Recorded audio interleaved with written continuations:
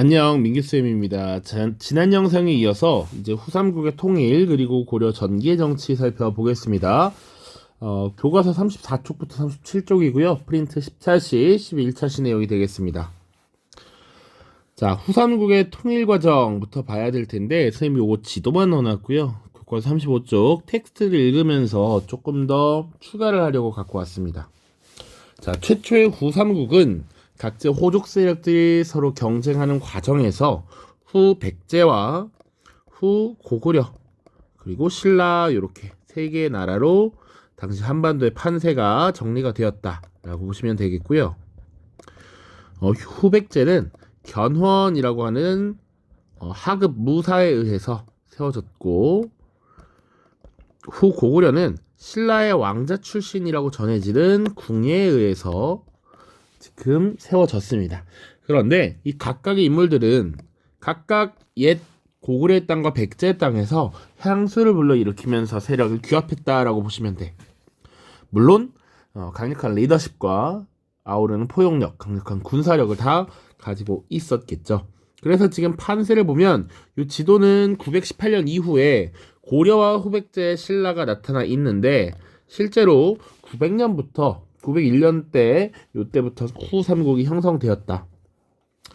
후백제부터 먼저 간단하게 이야기를 해보자면, 이 전주, 당시에는 완산주라고 했는데, 이 완산주에 도읍을 하고 옛 백제 땅을 지금 회복하는 이런 모습들을 보여줬고요. 후 고구려는 옛 고구려, 특히 한반도 중북부 지역의 고구려 땅을 회복하고, 당시 현재 개성인 송악 지역에 지금 도읍을 정하게 됩니다.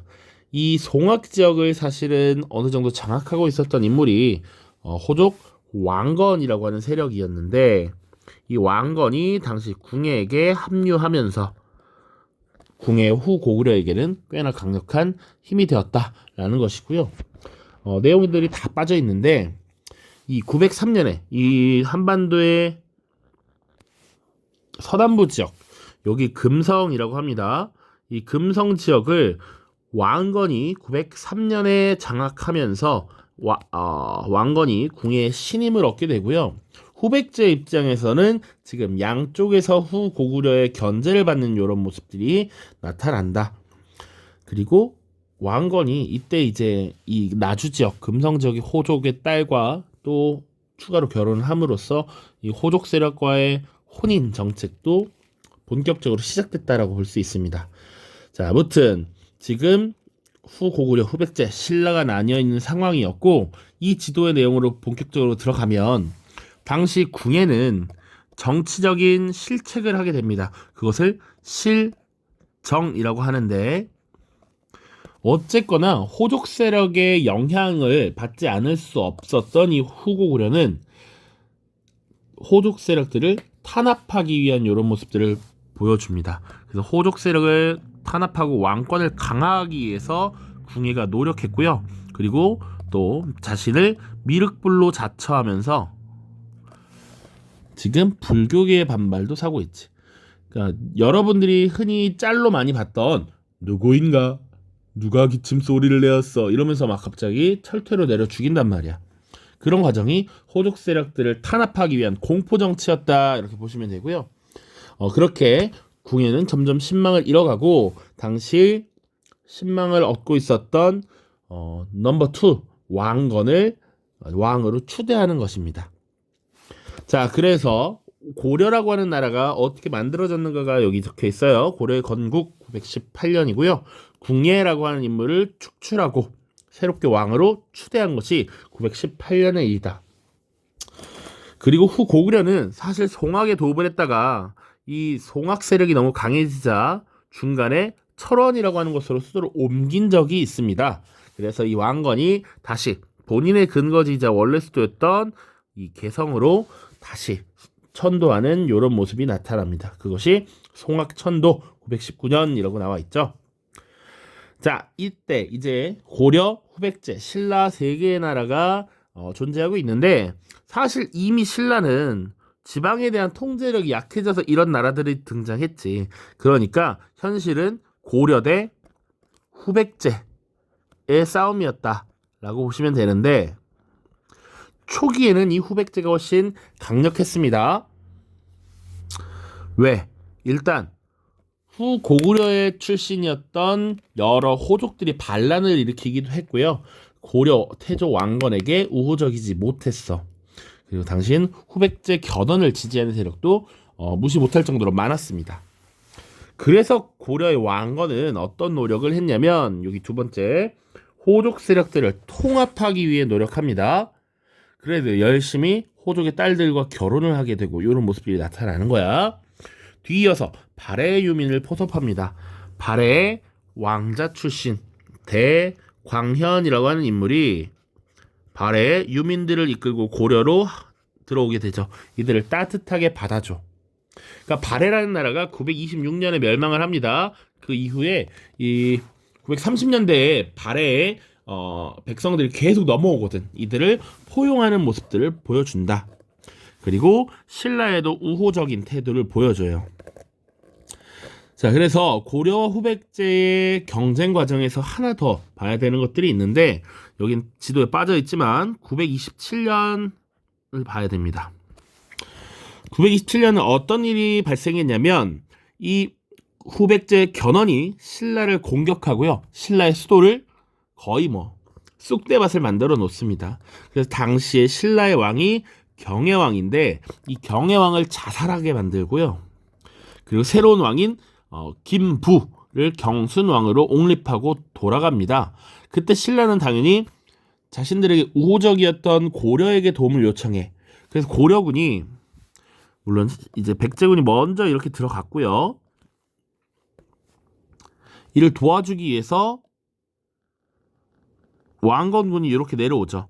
그런데 이 지금의 대구 지역 공산이라고 하는 지역에서 사실은 고려군이 굉장한 포위를 당하게 됩니다. 이 과정에서 충신들, 당시 이제 신순겸이라든지 전이갑 형제들이 자신들이 왕의 세력인 척 위장하고 적들의 소위 어그로를 끈 거지. 시선을 유도한 다음 왕건은 일반 백성 복장으로 겨우겨우 돌아나가는 이런 모습들이 나타나. 이때 고려가 대위기를 겪었다. 927년 공산전투 하나 기억해야 되고요.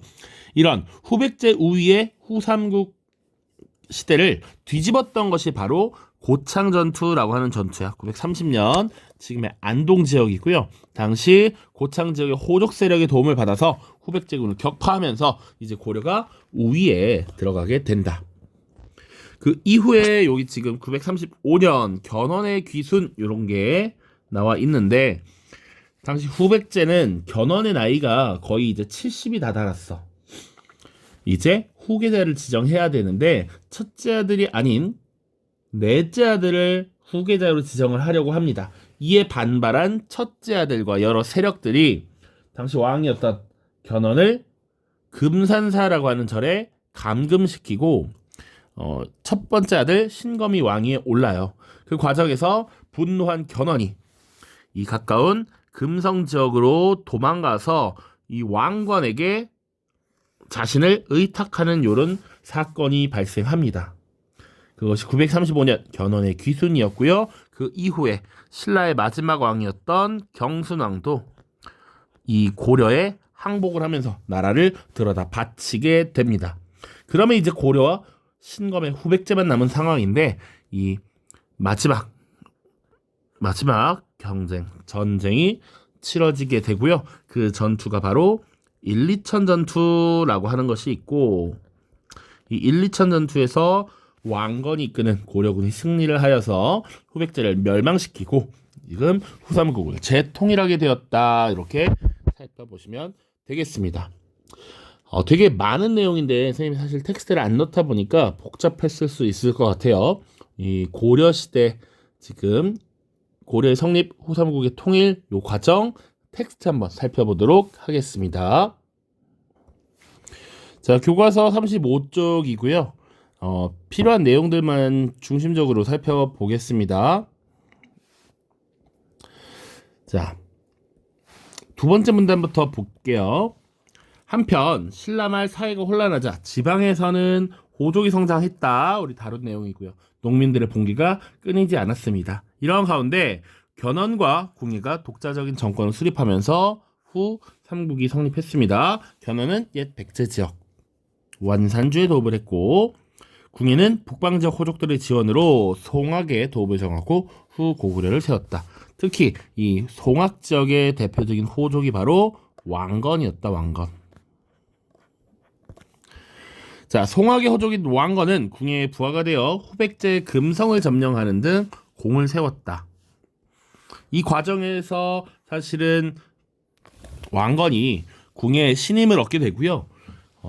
국가의 2인자인 시중의 자리에도 나중에 오르게 된다. 자, 후고구려의 궁예는 수도를 철원으로 옮겼고요. 국호를 태봉으로 바꿨습니다. 그리고 왕권을 강화하기 위해 호족을 탄압하고 자신을 미르기를 칭하면서 불교계에 반발을 했고요. 호족 세력은 이런 궁예의 정책에 반발하여 왕건을 왕으로 추대하였다라고 되어 있습니다.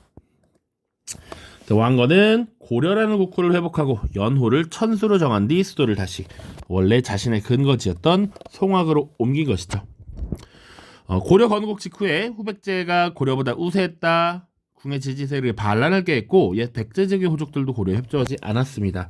그래서 호족들을 통합하기 위한 정책 태조는 겸손한 태도로 호족을 대하고 호족의 딸과 혼인하여 호족 세력을 포섭하였다. 중요한 부분입니다.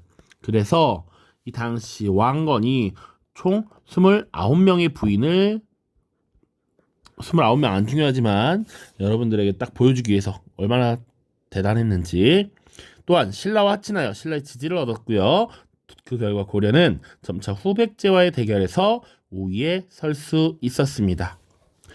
그래서 중간에 여러 전투가 있지만 두 가지 중요한 거 927년에 공산전투 이때는 고려의 위기 후백제의 승리 그러나 이 전세를 뒤집은 것 930년 고창전투 고려의 승리 후삼국의 주도권을 고려가 갖게 되었다. 그리고 이후에는 후백제에서 왕위 다툼이 일어나 견훤이 항복해왔습니다. 그래서 고려는 후백제의 정벌을 준비했고요. 신라도 결국 나라를 유지할 수 없다고 여겨서 통합을 요청했습니다. 고려군은 후백제군을 격파하고 지금 후삼국을 통일했죠. 마지막 전투가 1~2천 전투라고 하는 것이 있었습니다. 물론 이건 조금 TMI일 수 있으나 여러 시험을 준비하는 학생들을 위해서 조금 더 자세하게 다뤘다라고 보시면 됩니다. 다시 이제 고려의 전기 정치로 돌아가겠습니다.